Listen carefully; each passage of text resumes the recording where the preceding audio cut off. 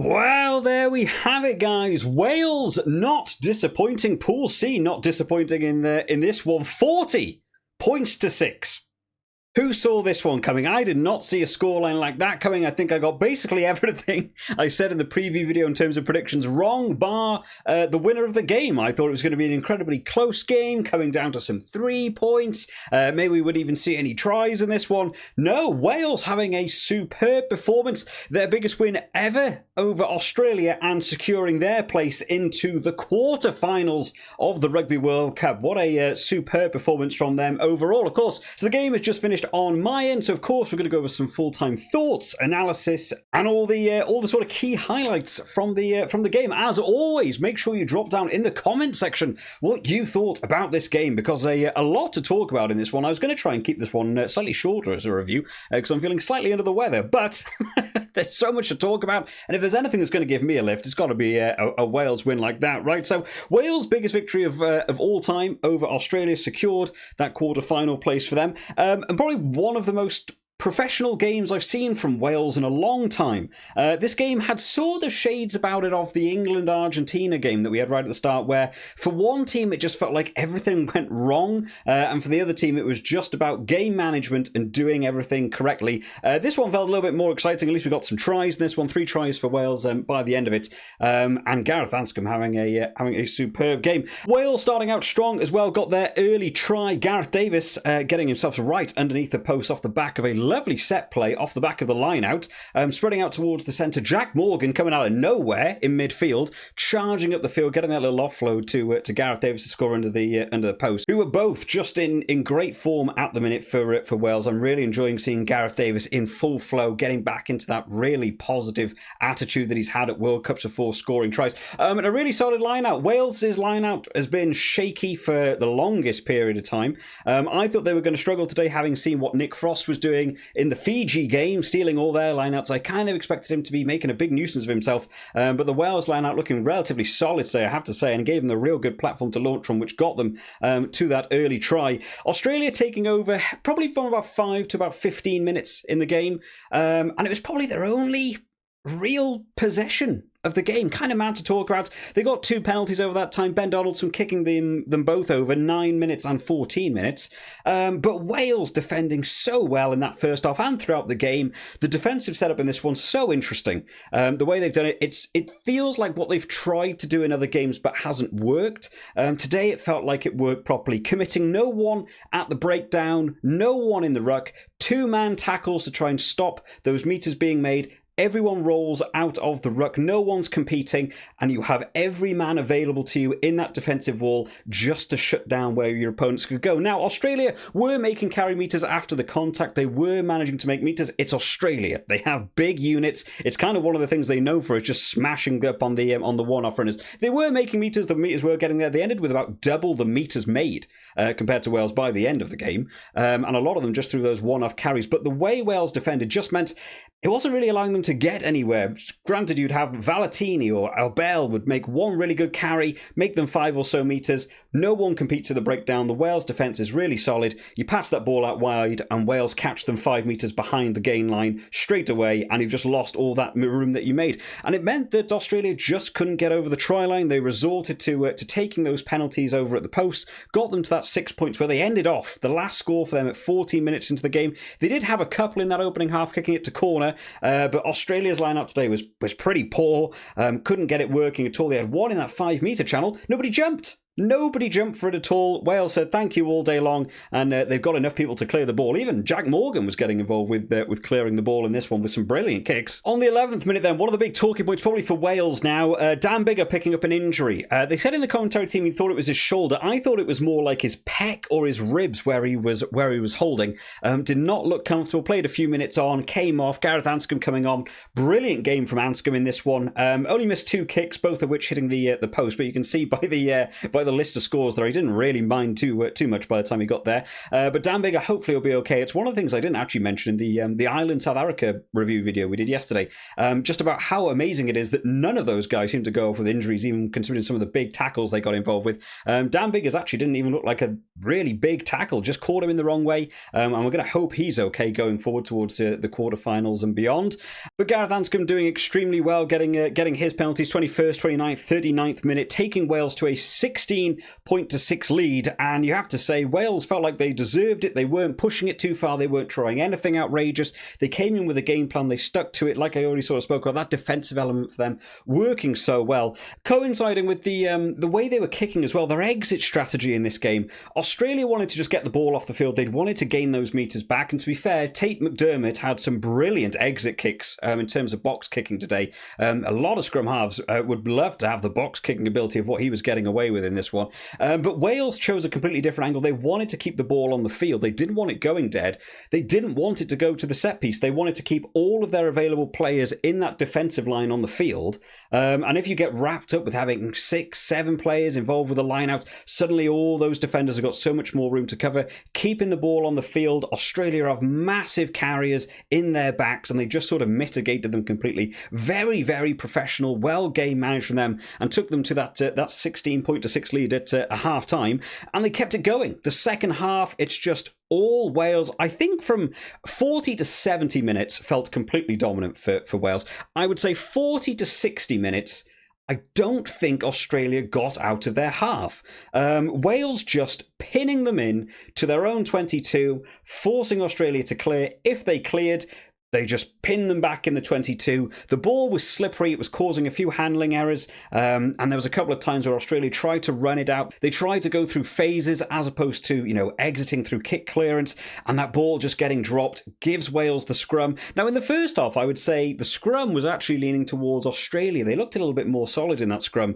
But as it progressed into that second half, Wales just gained the momentum. They felt the confidence going in. And every single one of those scrums in that second half just felt like it was driving backwards. Wales getting awarded penalty after penalty at the scrum. So suddenly you can't kick out of your own 22. You can't run it because you'll probably drop the ball at some point. And if you end up giving a scrum, it ends up in a penalty. Hence why, Gareth Anscombe is on this board so much in that second half for those penalties, because Australia just couldn't get out of their own 22, and eventually mistakes were coming. It didn't feel like Australia were backing their own defence either, whereas Wales felt like they had a real confidence in the man stood on their shoulder to make the tackle, even if they lost a few metres, even if they had to give it, a little bit of room.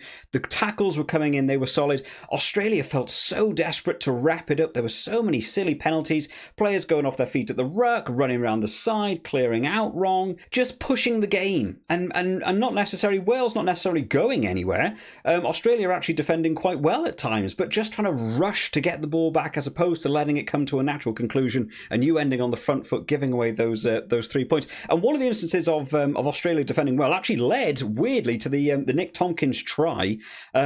Wales getting stuck on the edge of that 22, not really going anywhere, going through a few phases, waiting to see if a gap would open up. Australia defended very well at this point, but just a mismatch between those back three for the Australian team. Gareth Anscombe seeing a huge gap in that backfield, chips over the top, and Nick Tompkins runs in. It's something that Wales do possess. They don't use it enough. I think back to a couple of years back when we saw Hadley Parks do something similar in the Six Nations. Just a little chip over the top, let your inside centre sprint onto the ball. No one else is ready for a bit of room, and take that nice easy try for them. And the back three for Australia today kind of struggling in the way they were working. It's a bit of a problem. I said Andrew Kellaway should have been in more previous games. I wanted him to come in for this one. Didn't have the best game anyway, but they felt disconnected from one another. They didn't really feel like they read what each other was doing. Nawaganita Wase on one wing felt like he was doing everything. Andrew Kellaway was just trying to cover the backfield. Betty, yet again for Australia, not getting the ball, not allowed to do anything. They couldn't get the ball out wide. Karevi kept taking it up himself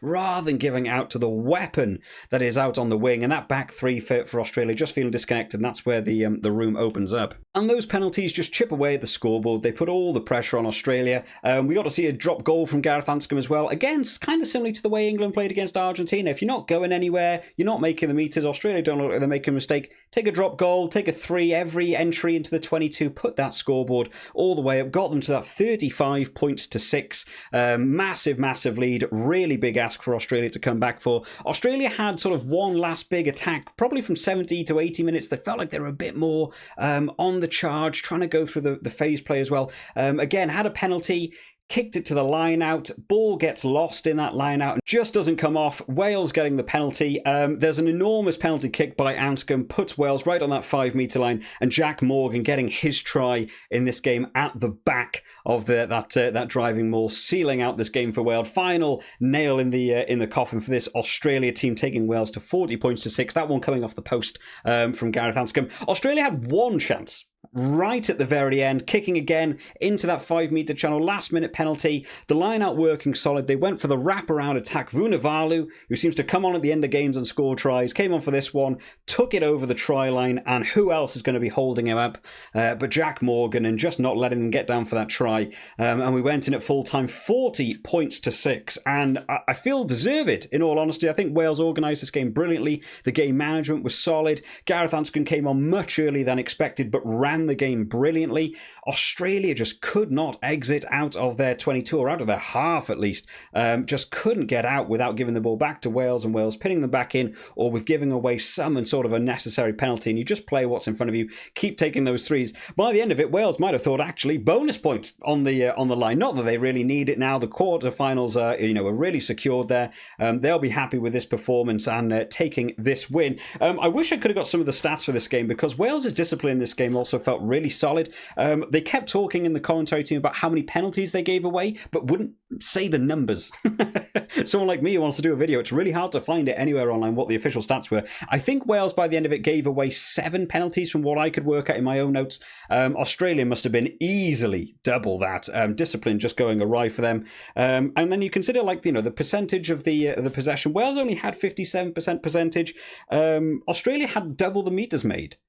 And it's 40 points to 6. Australia, when they had the ball in hand, they were making meters. They were sort of moving up for those carries. But it was the defence and the way it was organised from Wales that just meant Australia couldn't do anything with it, because you gain 5 metres and then on the next phase, you're back 5 metres from where you just were. Some of the kicking from Wales today as well. Gareth Anscombe had a couple of wonderful box kicks landing right on the edge of that 22 and then clattering whoever catches the ball. Can't call the mark. No pause for breath. And Wales just putting on that mounting pressure. Gareth Anscombe got man of the match. And you feel kind of deserved. It was between him and Jack Morgan for me. Maybe even Gareth Davis could have been in there. I thought he ran the game really, really well as well from that scrum half position. But Gareth Anscombe, huge task for him to come on and organise this game, and did it absolutely brilliantly. In terms of trying to look for some positives for Australia, there's not really a lot. Tate McDermott probably had the best performance out of the team in terms of his exit kicks, and he was the only one who shifted up the Australian attack. It got very one note for Australia to just keep going through these one-off runners, smashing it to the line. Maybe they get 2 phases and then they chuck it up again. It was just the same thing. No one did any different. The only one attack I saw that was different was Tate McDermott got caught in 2 minds, stuck in no man's land, did a little chip kick over the top, ran onto the ball. Liam Williams had to react and they gained a scrum. They gained 30 metres in that one instance, and then never did it again. Wales coming off the line so quickly. The blitz defence, the best counter is kick the ball over, not charge at the blitz defence. And I just don't think Australia had any way of getting around it today. They didn't look like they had any sort of ingenuity of how to get around this sort of defence. And then decisions made by the substitutions again. Ben Donaldson came off. Carter Gordon came on. I don't know what that decision is. If it's not working for you, put Ben Donaldson in the back. By doing so, they lost their kicker. I don't know what they hoped to achieve by that. Carter Gordon had a penalty in the second half, kicked it dead, kicked it beyond the, he's just not good enough at kicking. I don't know why you take Ben Donaldson off. Just move him back to the 15. Maybe take Kellaway off. Maybe put Kellaway on Nawaqanitawase's wing, because he'd been knackered from running about all day. Move Ben Donaldson back to the fullback and then put Carter Gordon on at 10. Have the best of both worlds. Strange substitutions in this one by Eddie Jones, not helping the team at all. But you have to say, congratulations to Wales. Sounds a bit biased, I'm a Wales supporter, but I genuinely think this is probably the best performance I've seen by Wales in terms of just professional game management and the way they organise their play in a very, very long time. But there we have it, guys. That's my sort of wrap-up review of the key areas of the game. Make sure you drop down in the comment section your thoughts on it. If you enjoyed this one today, make sure to drop it a like. And if you enjoy your rugby content on YouTube, hit that subscribe button. It's free, it's easy, it takes 2 seconds to do, and it does really help support the channel. I'll see you all next time, guys. Bye-bye.